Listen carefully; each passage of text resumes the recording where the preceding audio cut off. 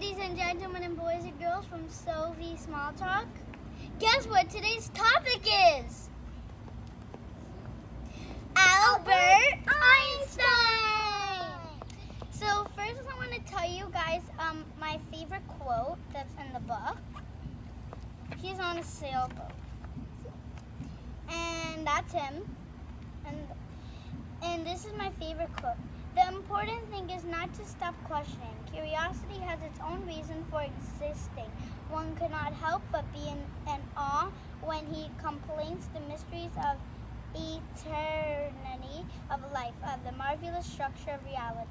Albert Einstein. That's my favorite quote. Okay, and that was actually a very nice quote. I agree. Now it's your turn, Vivon. My fact is that he was born in 1879 in Germany. That is an amazing fact. I never knew that. Okay. He was so unhappy with the Nazis that he gave up his German citizenship. But he was a United States citizenship. Oh, that's so cool. Now my second fact is that Albert Einstein was born to think. It's because he never talked until he was 3. The doctor said there was nothing wrong with him. His mom and dad said there was something wrong with his brain. But actually, they asked Albert one day that why are you so quiet, Albert? And then he answered for the first time and said, because I like to think. So he knew how to talk, but he was quiet all then because he liked to think. Wow, that's amazing. Actually, you know what? I was also going to say that. That's so fun. Oh, he got a Nobel Prize for physics in 1921. Isn't that amazing? He's a very smart.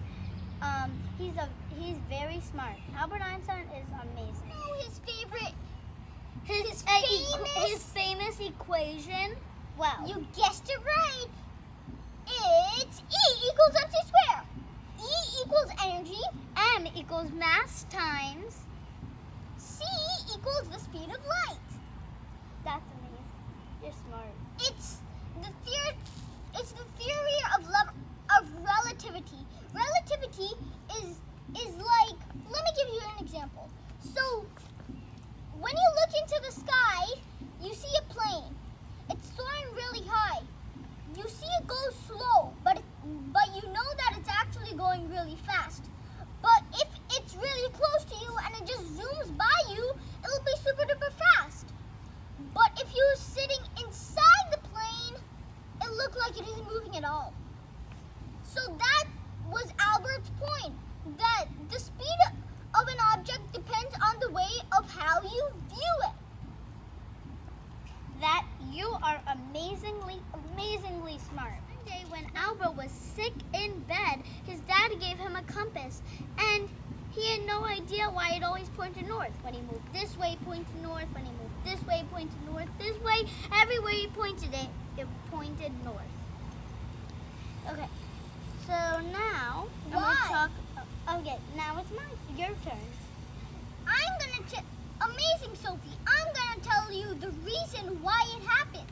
Scientists always thought that it points straight north, that the red needle of a compass always points north. But Christopher Columbus knew that, hey, it doesn't point north like this. So scientists then later discovered that that a compass needle does not point exactly north. It points to magnetic north. And magnetic north is always moving. So that's the reason why. And one more fact. If you place a magnet right next to a compass, it'll get confused and it'll place the magnet. If you place the magnet at west, the compass needle will point west instead of north because the compass needle gets attracted by the magnetic forces of the earth. That's an amazing fact, Vivon. Thank you.